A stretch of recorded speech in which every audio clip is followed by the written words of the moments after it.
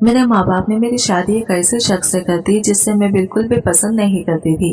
मुझे तो कोई और लड़का पसंद था, लेकिन मैं ये बात अपने माँ बाप को नहीं बता सकती थी और चुपचाप उस शख्स से शादी कर ली।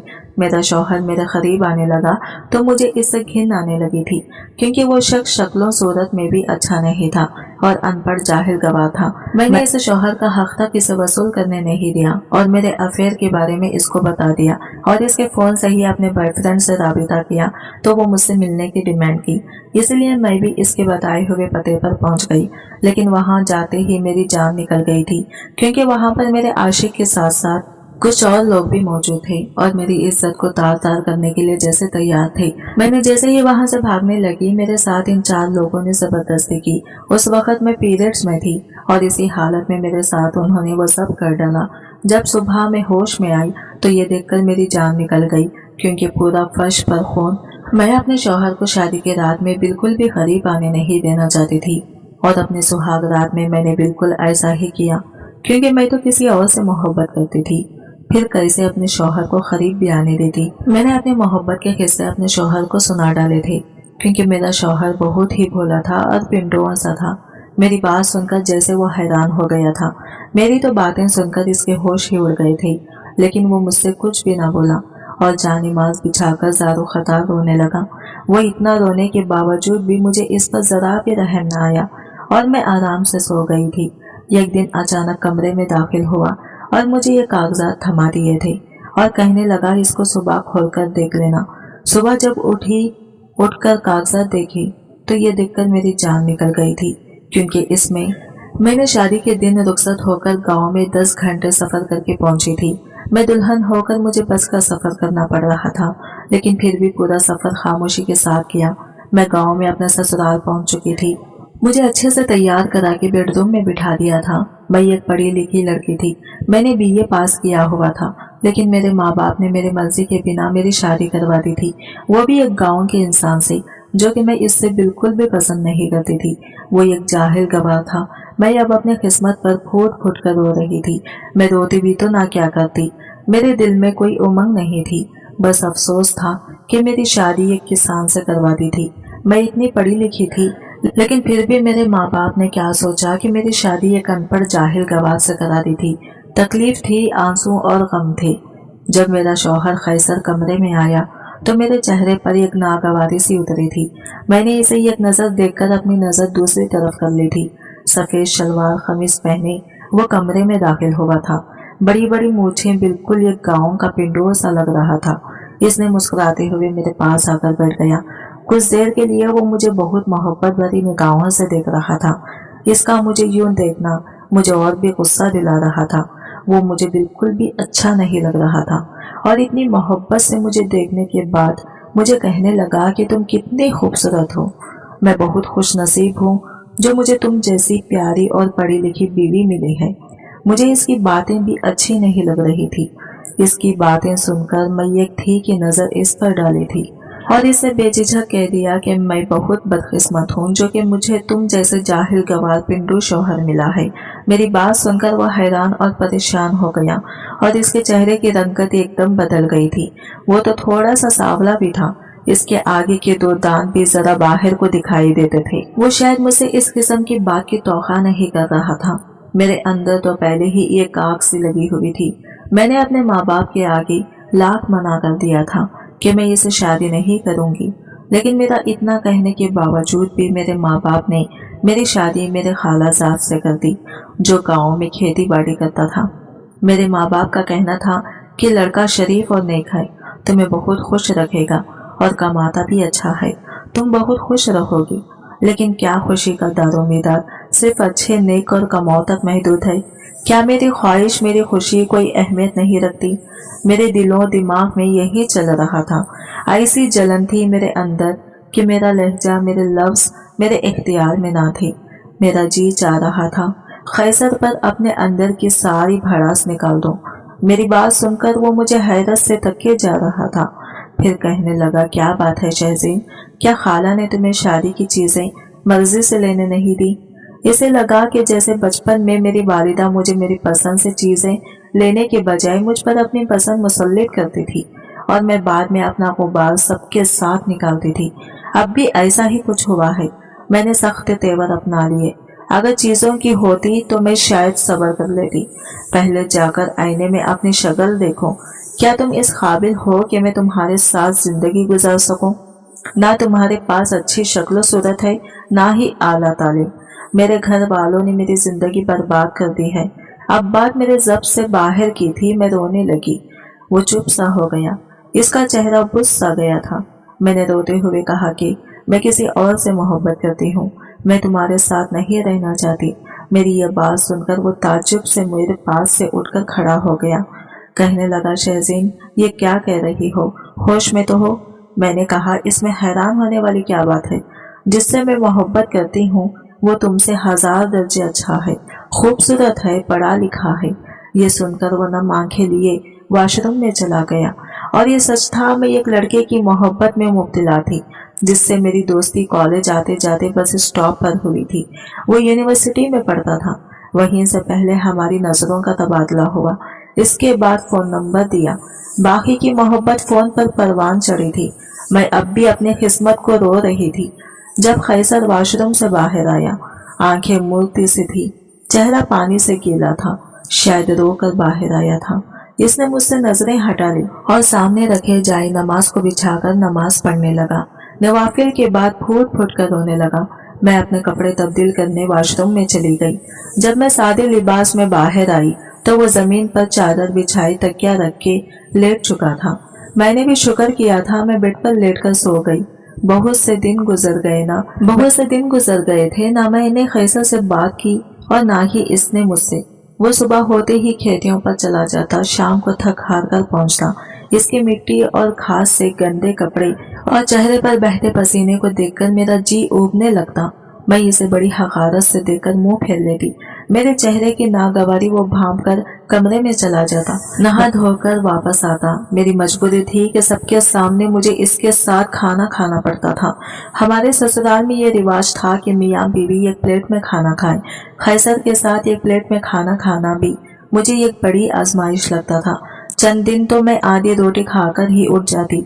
खैसर शायद मेरी नागवारी समझ गया था। मैं पेट भरकर खाना खा सकूं, इसलिए वो आधी रोटी खाकर उठ जाता। मुझे इस बात से कोई गरज नहीं था कि वो सुबह का गया शाम को लौटता है, भूखा प्यासा गर्मी में अपना खून पसीना एक करके वापस लौटता है, और रोटी भी इसे पेट भर के नसीब नहीं होती।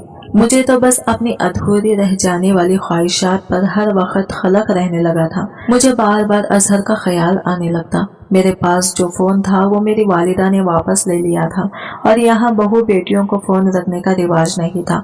जब मुझसे रहा नहीं गया तो मैं सारे लिहाज तुरुक करके खैसर से कहा वो मुझे अपना फोन दे, मुझे अजहर से बात करनी है। मेरी बात सुनकर वो मुझे ताज्जुब से देखने लगा, लेकिन मेरी बेशर्मी उरूज पर थी। मैंने इसके हाथ से फोन छीनकर अजहर का नंबर मिलाया और बातचीत शुरू कर दी। अजहर भी मेरी वजह से बेहद परेशान था। मैंने इसे रो रो कर खुद पर होने वाली ज्यादती का जिक्र किया जो मेरे वालिदैन ने मुझ पर की थी। खैसर की मौजूदगी का भी मुझे कोई पास न था। वो खामोशी से चादर जमीन पर बिछा लिया गया। मैं काफी देर अजहर से बात करती रही, फिर तो मैंने तमाशा ही पकड़ लिया था। रोज मैं खैसर से फोन लेती और अजहर से बात करती रहती। अजहर मुझे अब भी अपनाने को तैयार था। एक बार फोन के सिग्नल बार बार ड्रॉप हो रहे थे। खैसर सो चुका था। मैं कमरे से निकलकर सहन में आ गई ताकि मैं अजहर से बात कर सकूं। सहन में हमारे घर कोई नहीं सोता था, सब अपने कमरों में ही सोते थे। मैं सहन में खड़ी होकर अजहर से बात करने लगी, लेकिन एकदम मुझसे किसी ने फोन छीन लिया। मैंने बर्जस्ता देखा तो मेरा देवर मुझे गुस्से से देख रहा था। कहने लगा, बेशर्मी औरत, तुमने क्या गैरत बेच खाई है? शौहर के होते हुए यार पाल रखे हैं। ना जाने वो कब से मेरी बातें सुन रहा था। वो जिस कदर बुलंद लहजे में बोल रहा था, आहिस्ता आहिस्ता सब लोग सहन में जमा हो चुके थे।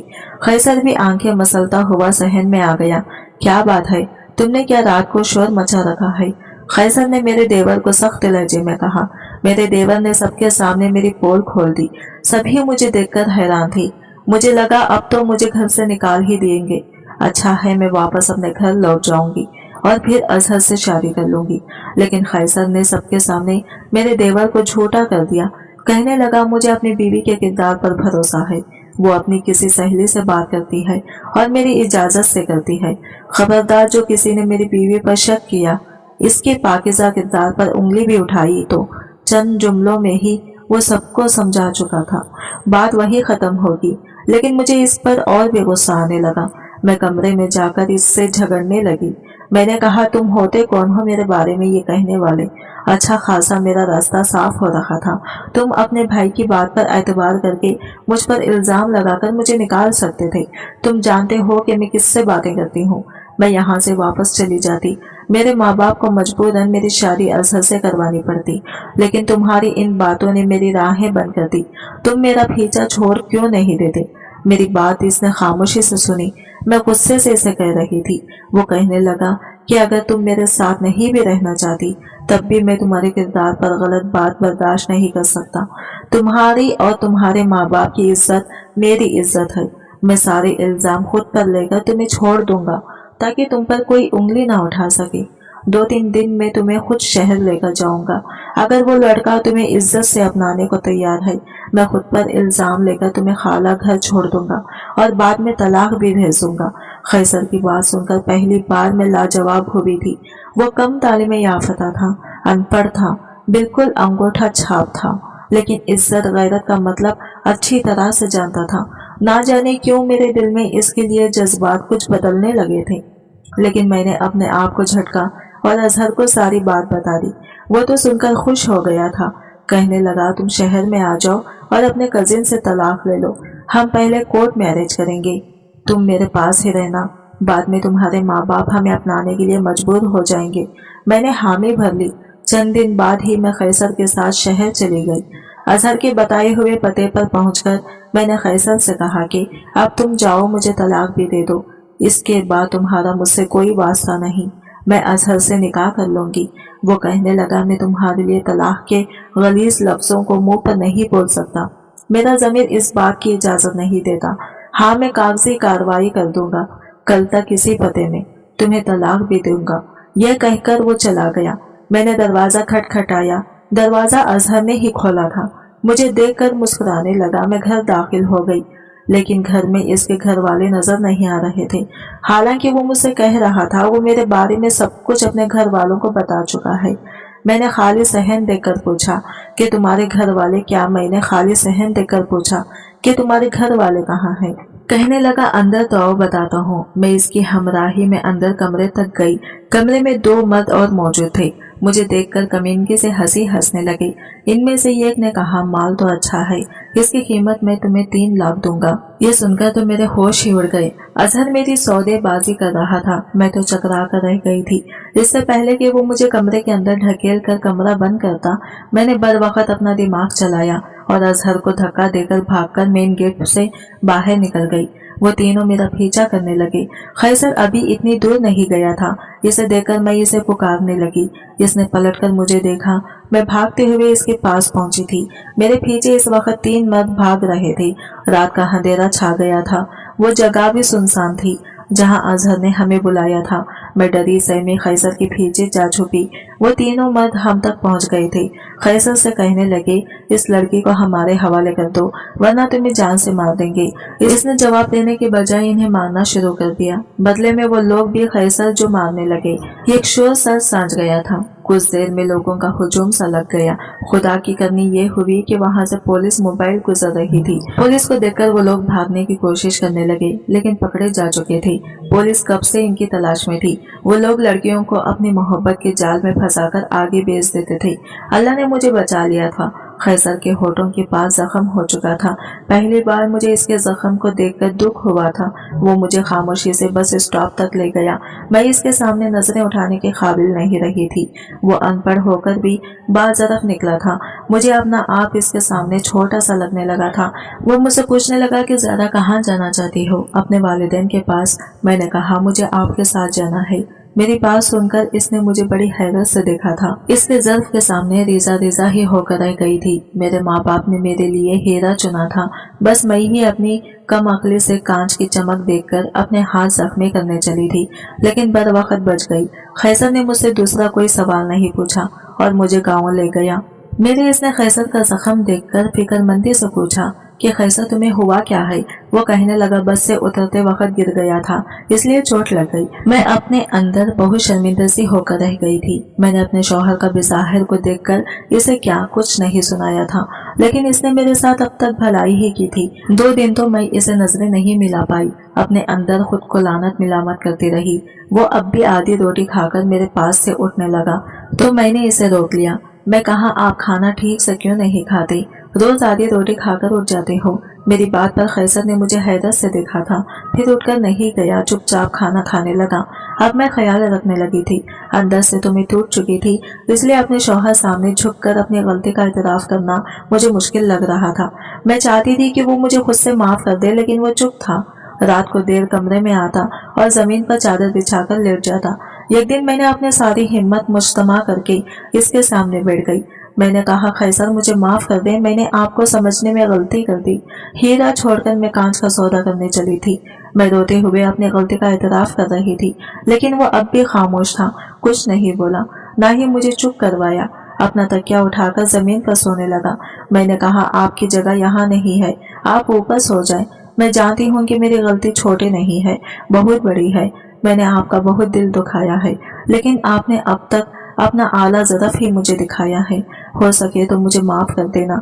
मुझे लगा अब वो ज़रूर मेरी कोताही को माफ़ करके मुझे सीने से लगा लेगा, लेकिन वो ना जाने क्यों मुझे टटकती बांधी देख रहा था। इसकी चुप मुझसे सही नहीं जा रही थी। मैंने कहा, खैसर कुछ तो कहो, तुम चुप क्यों हो? मुझे डांट लो, अपना गुस्सा मुझ पर निकाल लो, लेकिन मुझे माफ कर दो। मैं इसकी मिन्नत समाजत पर उतर आई थी, लेकिन इसकी चुप होनोस थी, वो नहीं टूटी। हमारी शादी के 6 माह बीत गए थे।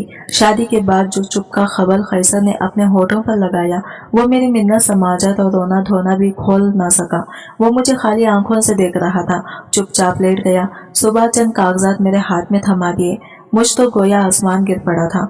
मैं तड़प तड़प कर रोने लगी, कहने लगी, खैसर मुझे तलाक मत दो। मैं इसके सामने रोने भी लगने लगी थी।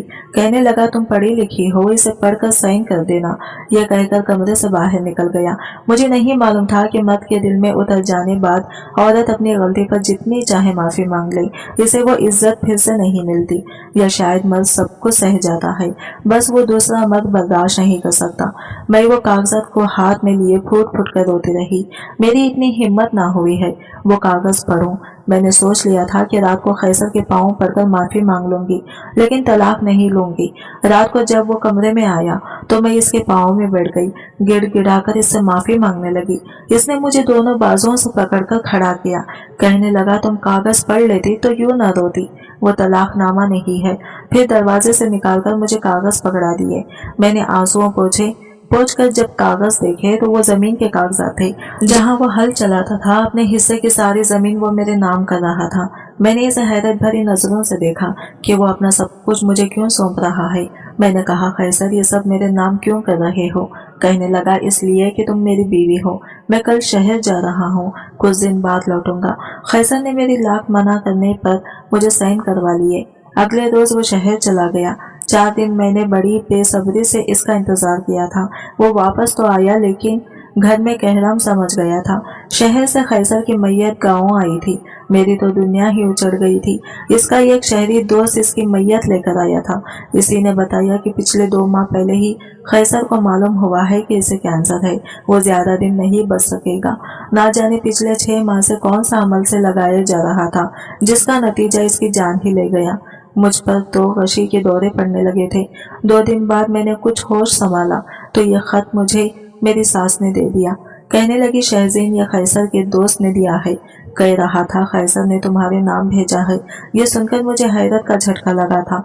मैंने अपनी सास से कहा कि खाला, खैसर तो अनपढ़ था, फिर खत कैसे लिखा इसने? खाला मुझे ताज्जुब से देखने लगी, कहने लगी, तुम्हें किसने कहा कि खैसर अनपढ़ था? इसने 10 जमातें गाँव के स्कूल से पास की थी और 14 जमातें प्राइवेट पढ़ी थी। साथ ही साथ अपने बाप का बाजू भी बना रहा। मैं तो सुनकर दंग रह गई थी। मैं शादी से पहले कभी गाँव नहीं आई थी। मुझे लगा खाला के सब बच्चे अनपढ़ हैं। खाला कहने लगी, तुम्हें खैसर बचपन से चाहता था, कहता अम्मा शहज़ैन तालीम हासिल कर रही है इसलिए मुझे भी आगे पढ़ना है। कल को जब वो मेरी बीवी बने तो इसे लोगों के सामने ये शर्मिंदगी न उठानी पड़े कि इसका शौहर जाहिल और अनपढ़ गवार है।